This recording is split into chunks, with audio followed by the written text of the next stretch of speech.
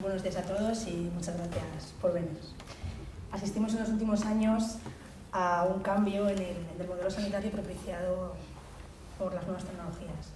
En el caso que nos atiene en este debate, ¿creéis que estamos asistiendo realmente a un cambio en la relación entre médicos y pacientes? ¿Comienzo yo?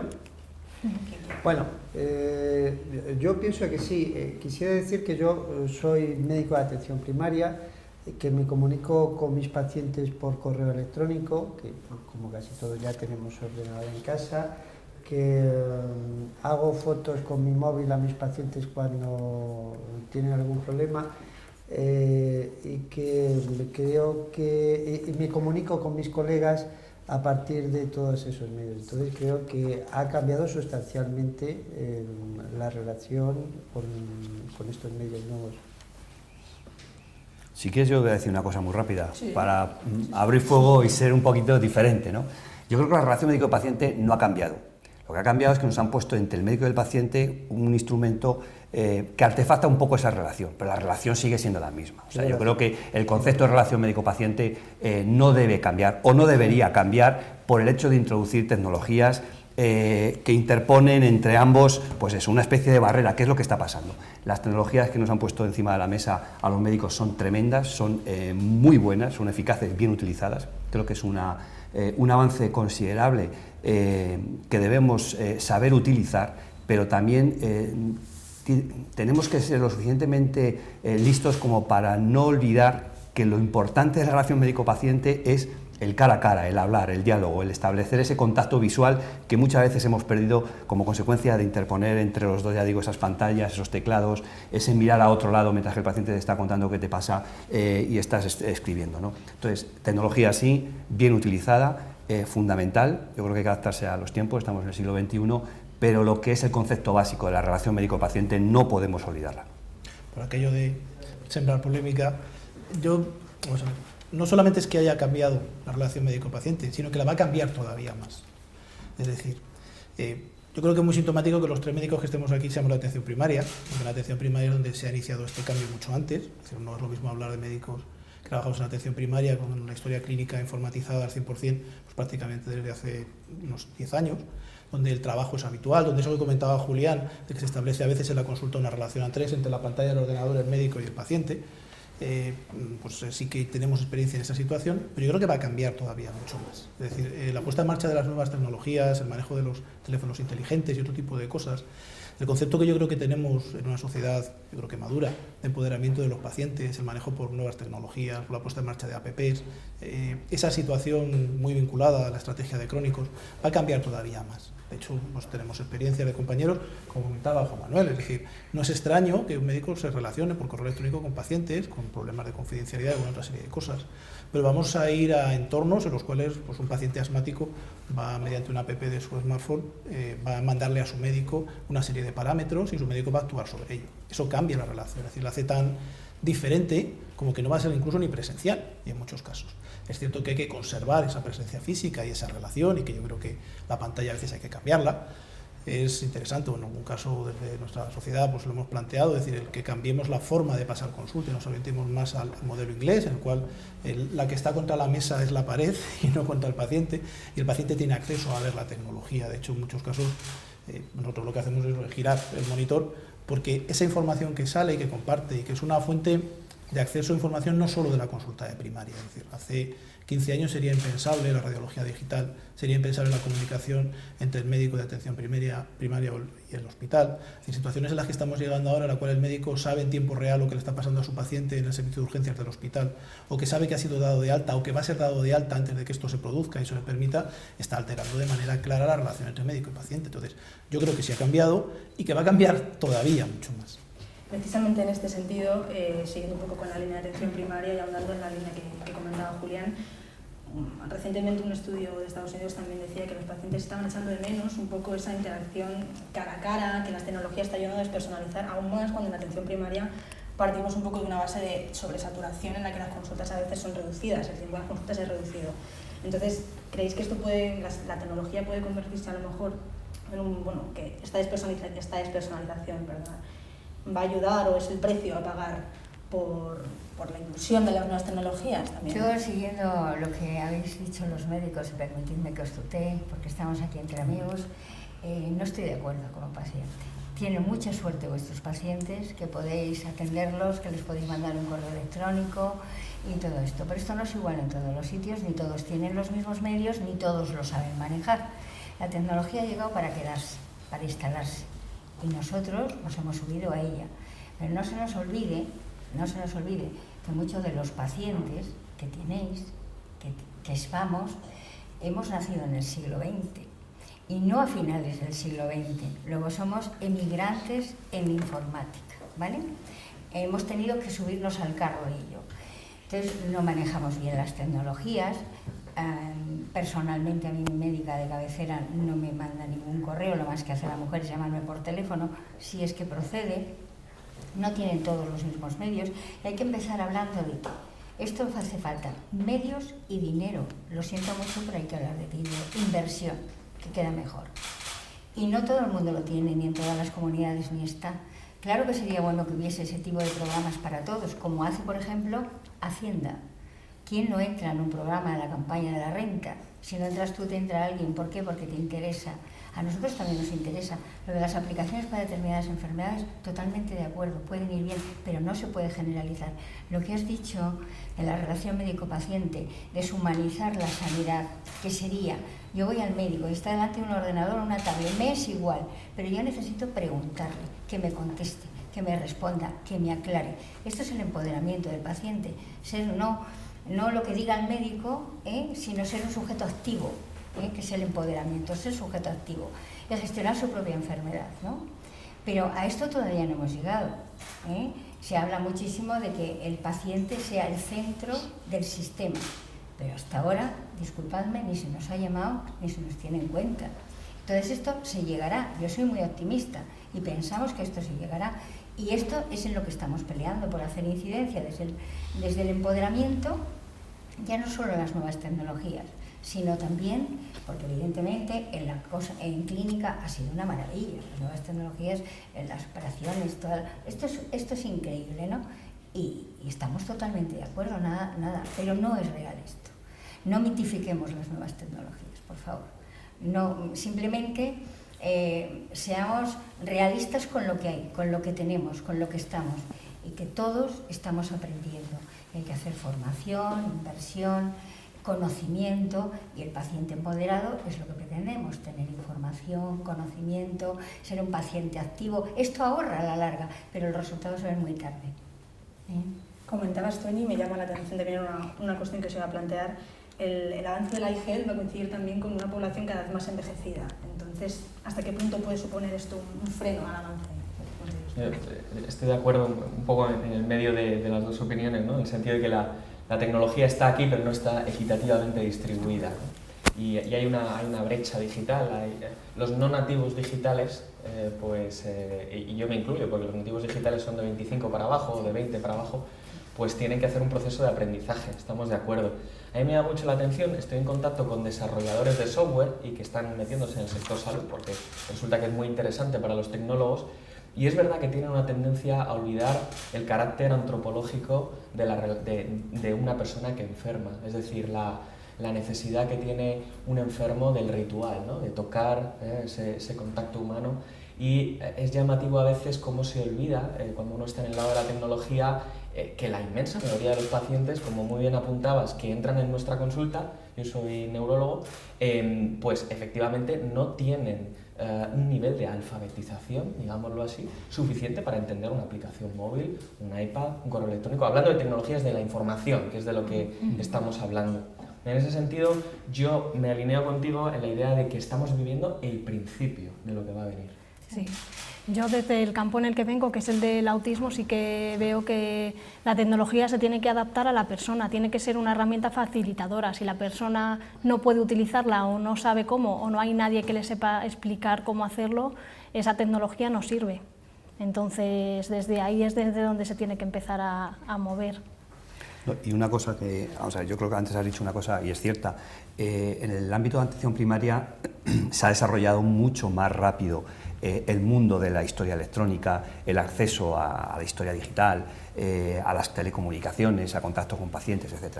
Pero ya no es exclusivo de ellos, ¿no? Realmente donde se ha producido, quizás los que trabajábamos en el ámbito de atención primaria estábamos más acostumbrados a esto desde hace muchísimo más tiempo y lo hemos visto desde que nació el modelo y hemos convivido con él. Ahí sí que, aunque nos hemos incorporado algunos muy mayores a la tecnología, sí que ha entrado en nuestras consultas desde el principio y hemos convivido con ellos el desarrollo y hemos participado incluso en el desarrollo de esas aplicaciones. Pero tú ahora vas al hospital y el hospital está también digitalizado, está absolutamente ya informatizado y yo también estoy empezando a ver esas consultas del traumatólogo, del reumatólogo, del neurólogo en el que la pantalla se vuelve a interponer entre los pacientes, están reviviendo y cayendo en los mismos errores que se cayó en su momento cuando se informatizó la atención primaria. El eje de la consulta es la mesa con el ordenador, ya no es la camilla, el paciente donde se le explora. Es muy interesante una app, o sea, una fotografía, haces una fotografía de una psoriasis y la mandas y dices, esto es una psoriasis, ¿verdad? Y usted le ha hecho el signo del rascado y le ha hecho lo otro y tal. No. Es que no hace falta ya, con la tecnología yo me empiezo a cotejar imágenes y aquí sale igual que... Es decir, que podemos llegar a ese extremo, ¿no? Y perder ese contacto directo con el paciente es lo que decíamos, el mirar cara a cara. En el mundo de la neurología yo lo he vivido también con tristeza, ¿no? Como la exploración neurológica fundamental en un diagnóstico o en una presunción o en valorar a un paciente neurológico se estaba sustituyendo en su día porque por una cefalia pedían directamente una resonancia y no entraban a hacer una exploración básica que decía, mire usted, no hay patología neurológica aparente, no hay ningún signo de focalidad, no hay... No, para eso está la resonancia que nos lo va a decir todo, ¿no?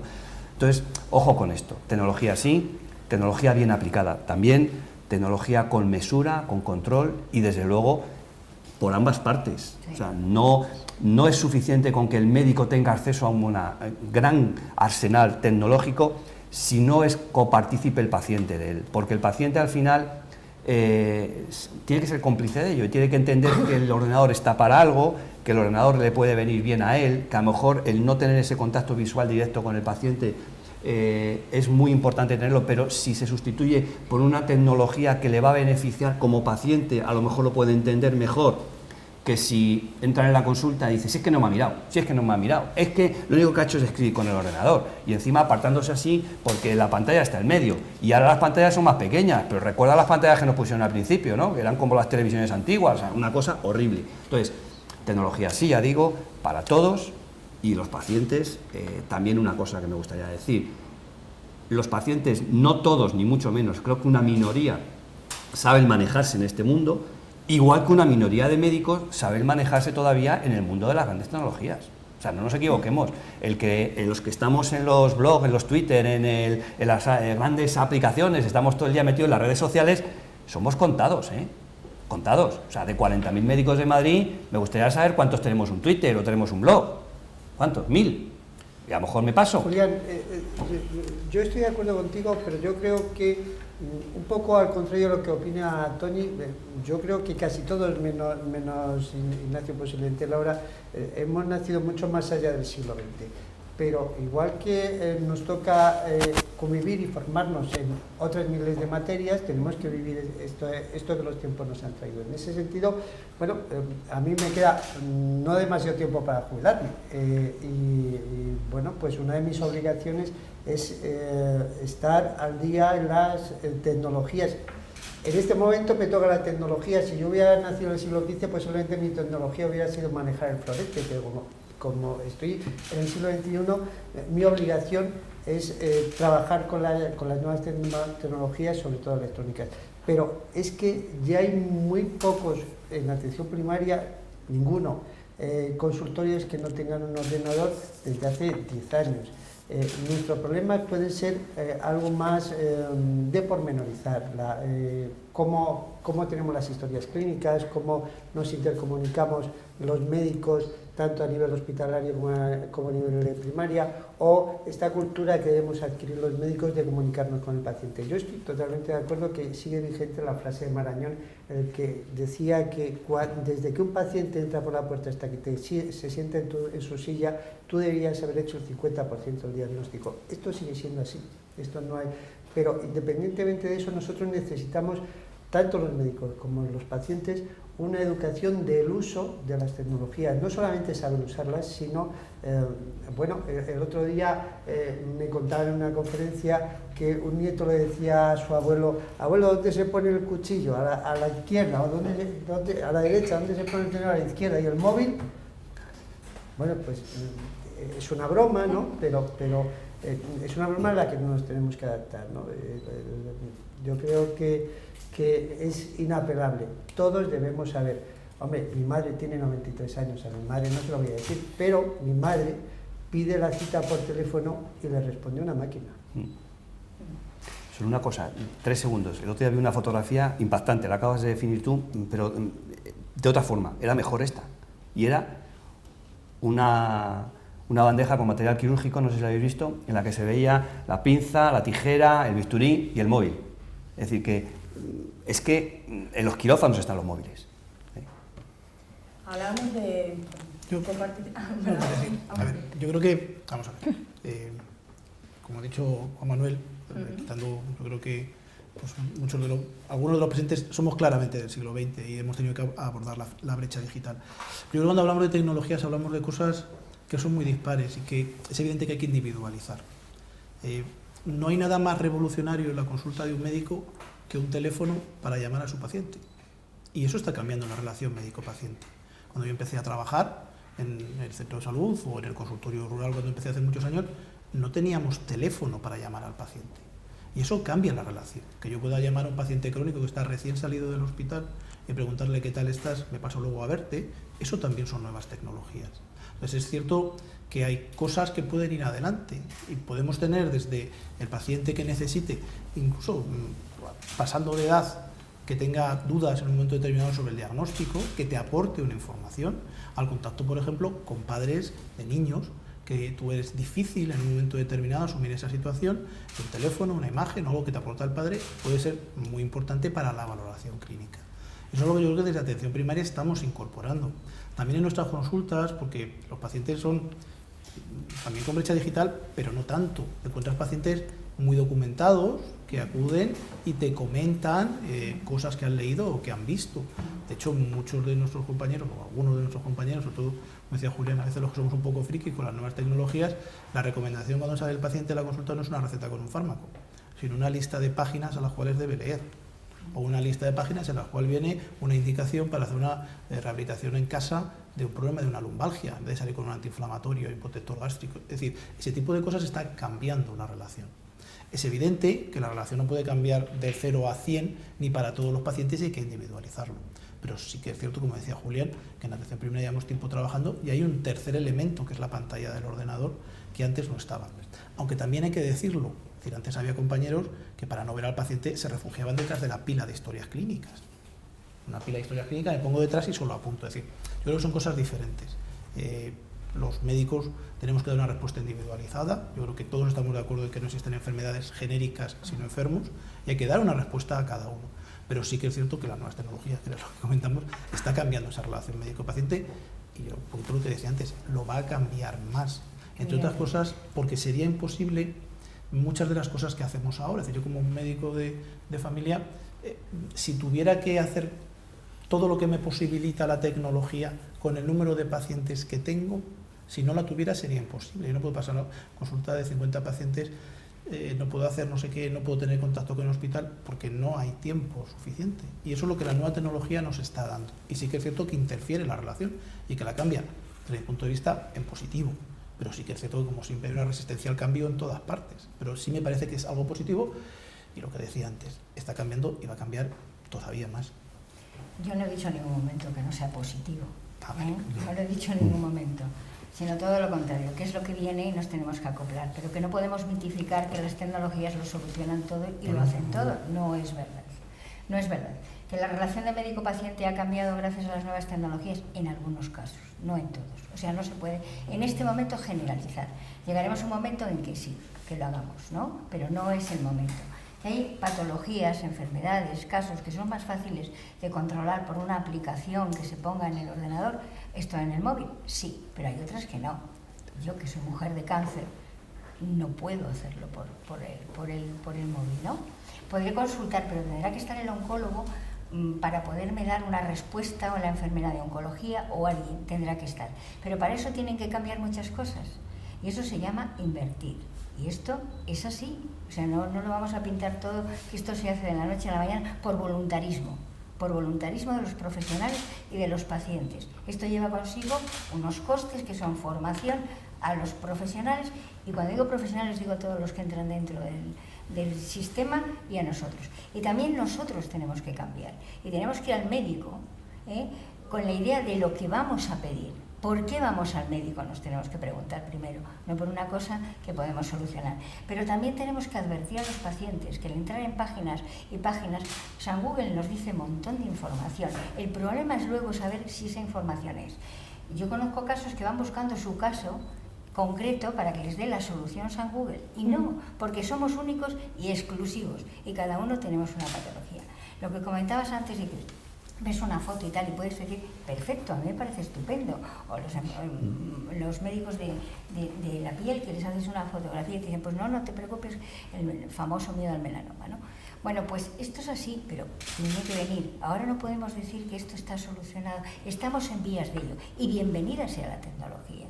Pero también tenemos que tener cuidado y no tenemos que perder, por favor, nunca, y os lo pido a los médicos, ese sentido humanista de la medicina. Porque si perdemos eso, hemos perdido todo. Toñi, pero fíjate, tú has tocado dos cosas que me parecen muy importantes. Una es la visión del paciente solo ante la pantalla de internet, sabiendo algo de su enfermedad, y yo creo que efectivamente es un error. Esto lo debe hacer conjuntamente con su médico. Hay muchísimas enfermedades, muchas de ellas crónicas, en las que los pacientes con su inquietud pues intentan saber dónde saber más de su enfermedad, dónde pormenorizar más.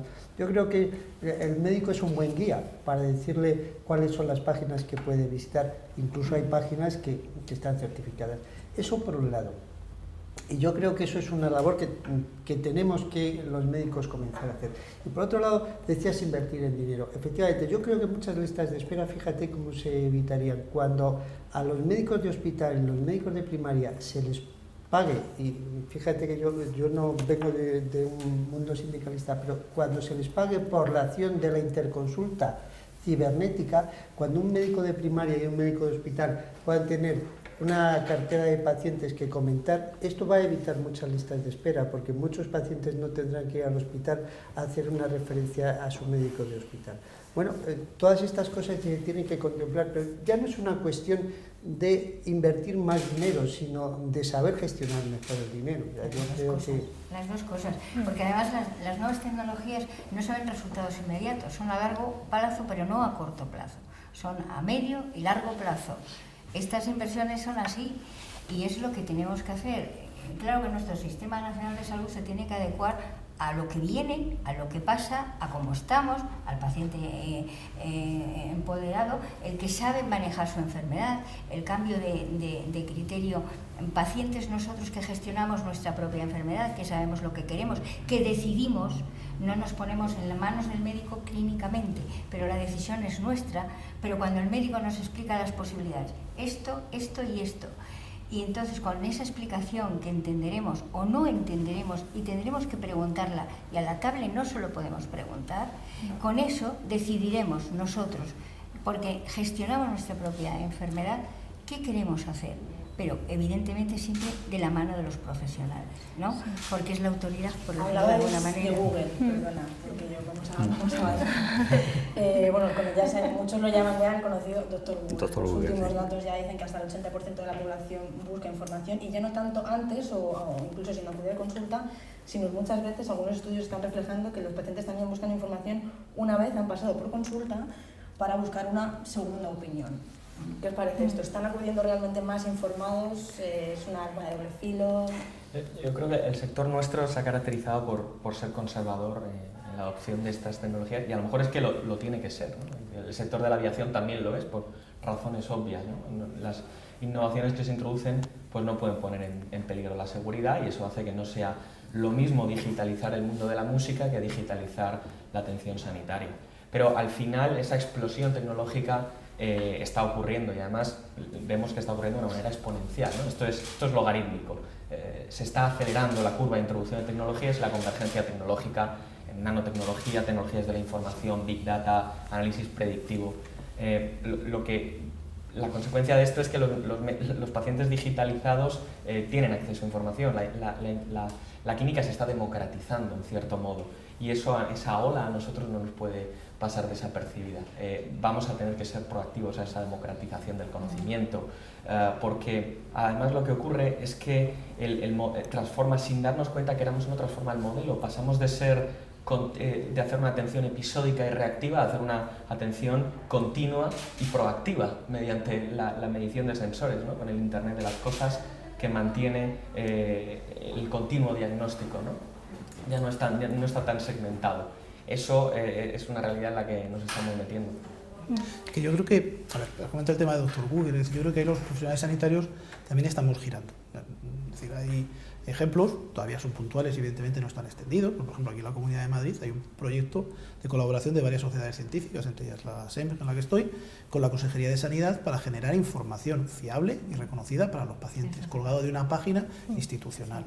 Hay opciones tan importantes como la carpeta de salud de La Rioja, donde se produce lo mismo, es decir, que se cuelgan recomendaciones oficiales, como decía Juan Manuel, tienen un sello de garantía que dice usted está entrando en algo que se ve.